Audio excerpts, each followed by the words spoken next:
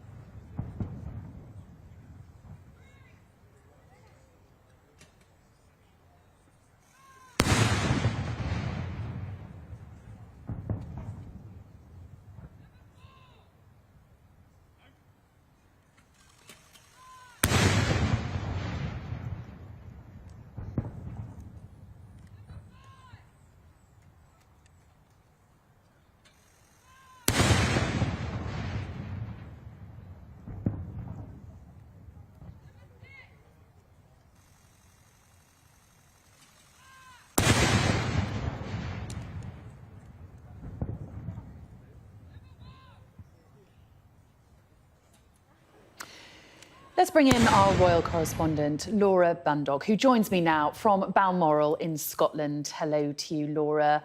Of course, it's exactly a year since the death of Her Majesty the Queen, and exactly a year since the accession of King Charles to the throne.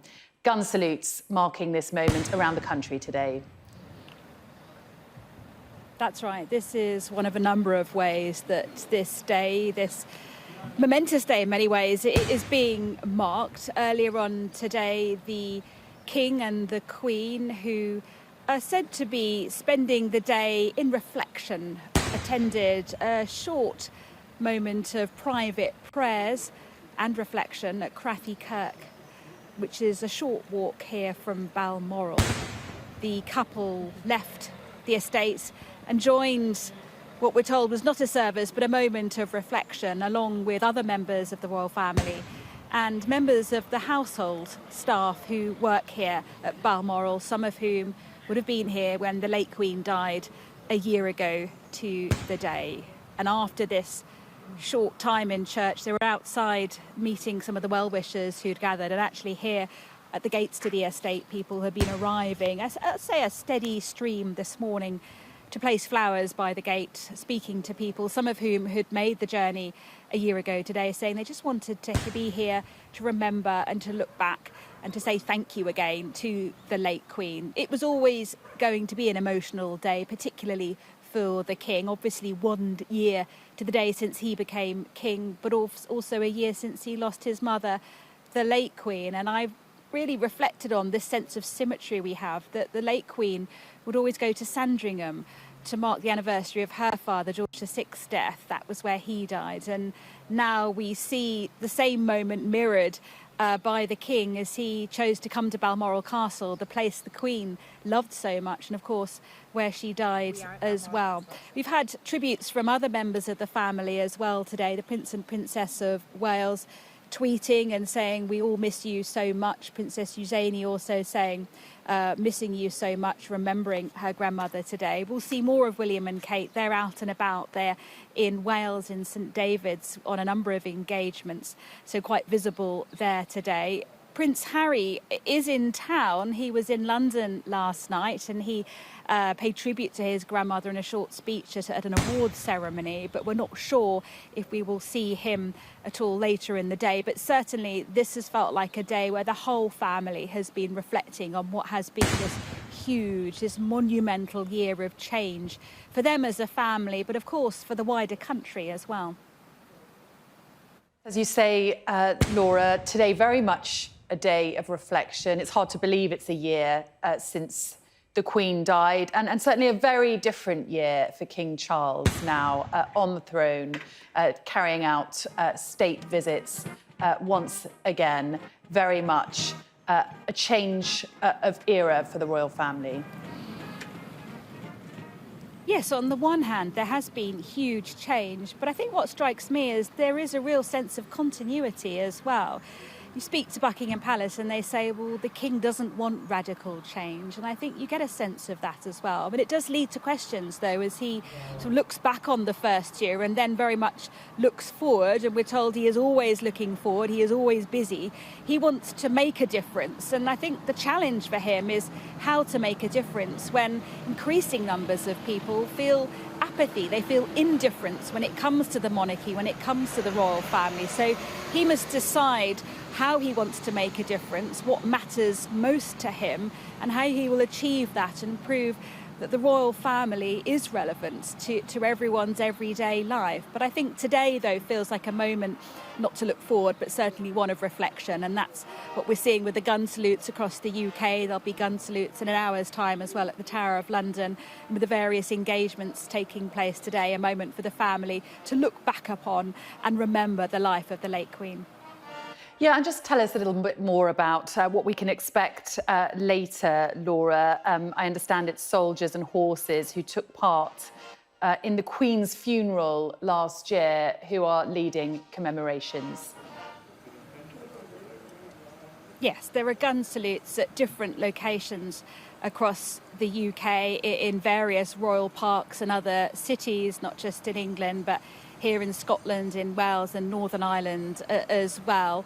And it was interesting, actually, the short moment at Crathie Kirk, where the family had gathered for those private prayers. They were talking to some of the gillies, some of the members of staff here who had the responsibility of carrying the Queen's coffin to the hearse as it left Balmoral. So I think there is a sense that those who've been involved, those who remembered the moment of her death and those days leading up to the funeral and who even took part in the funeral, wanting to mark today themselves as well. But we will see younger members of the family, as I say, out and about today. William and Kate, as Prince and Princess of Wales, will be in Wales, in and around St David's. There's a service, a private service at St David's Cathedral. And they have a couple of other engagements as well where they will want to meet people in the area and hear their thoughts and memories as well of the late Queen.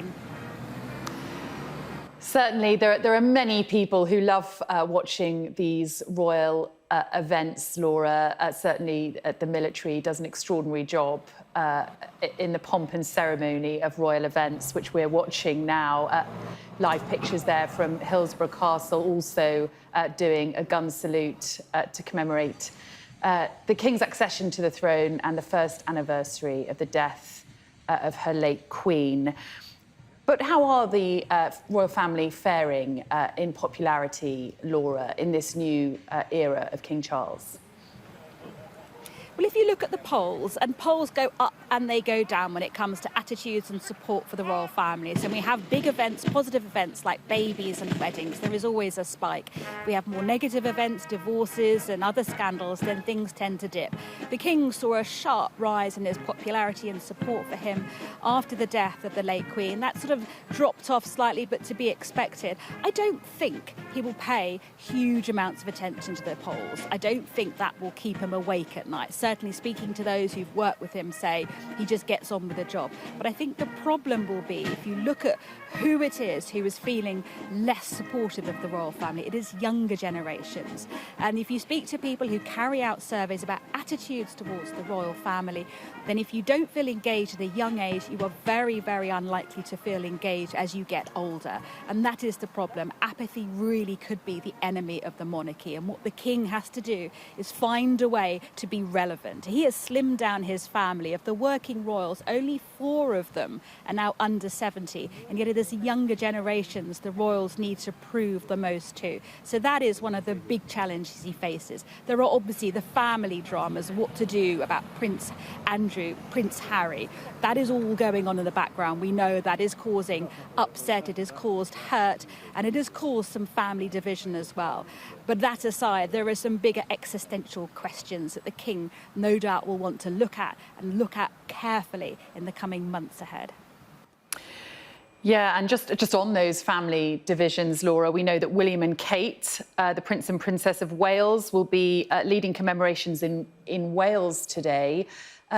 Is there any idea whether Prince Harry is going to be playing a role in today's events? I think that's the million-dollar question, isn't it? Look, we know he has been in London last night. His travel arrangements, where he goes, are always kept pretty secret. We saw him, yes, at the Well Child Awards. He was due to attend those awards last year as well, but couldn't because he had to fly here to Balmoral. And he supported those awards for a long time. He paid tribute to his grandmother, making a short speech there. We know he will be in Dusseldorf tomorrow because the Invictus Games are due to start. There's an opening ceremony. We're expecting him to be at that opening ceremony. The Invictus Games, something so close to his heart, something he's championed for a long time.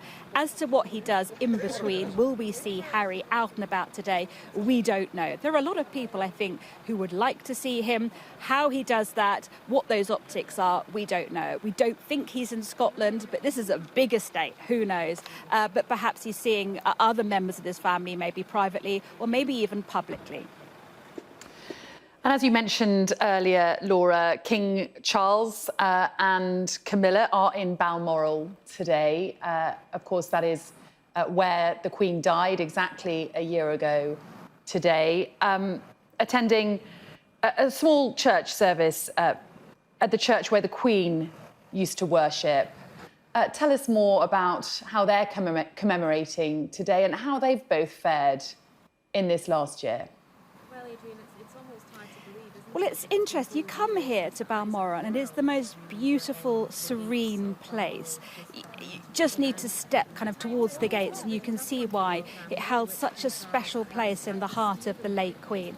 We were told that the King wanted to be on his own, that he wanted a private day today, but then also it was announced that he would be coming to Crathy Kirk, and that's where we saw him a little earlier on today, making his way into the church there. It wasn't an official service. We're told it was a moment for private prayer and reflection, and he went in alongside other members of his family and members of household staff here from Balmoral too, estate staff as well, those who would have known the Queen, those who would have worked, the late Queen, those who would have worked alongside her. So this was a private moment inside the kirk. This is where the late Queen would worship. It's where members of the royal family go to church when they're in Balmoral, in Scotland. But they did stop and they did talk to some of the people, the school children who'd gathered outside.